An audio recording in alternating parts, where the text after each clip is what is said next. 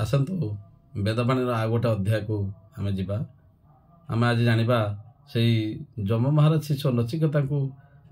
आत्मा विषय बुझेबा जाई कौन कही आत्मार लीलाखेला आत्मार महिमा को बुझेबा जाई से कौन कही शुणा जाना मंत्र को जीवा से कठोपनिषद मंत्र बल्ली 12 आओ 3 को जीवा टिके अनुवाक 3 को देखिबा। एष सर्वेषु भूतेषु एष सर्वेषु भूतेषु गूढ़ोत्मान प्रकाशते दृश्यते त्वग्रेया बुद्ध्या सूक्ष्मया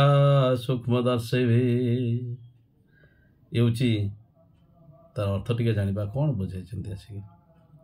समस्त प्राणी मान आत्मा प्रकाशित होती नहीं समस्त प्राणी मान आत्मा ईश्वर प्रकाशित होती नहीं केवल जो मैंने सूक्ष्म तत्वदर्शी तांकठारे प्रकाशित होती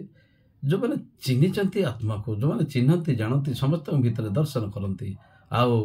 आत्मा को सर्वश्रेष्ठ तान दियंती आत्मा को नीच नुहे हीन नुहे सर्वश्रेष्ठ तान रखी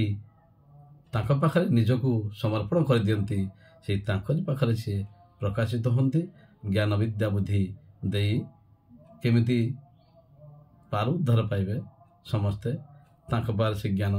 दे बांटी चलती ये आत्मा ईश्वर। तेणु आसतु से आत्मा ईश्वर को चिन्हवा प्रत्येक मुहूर्त केमिति लगला आपन को आज वेदवाणी आपण जनइबे। नमस्कार रहुछि आपन जनइबा पई अनुरोध।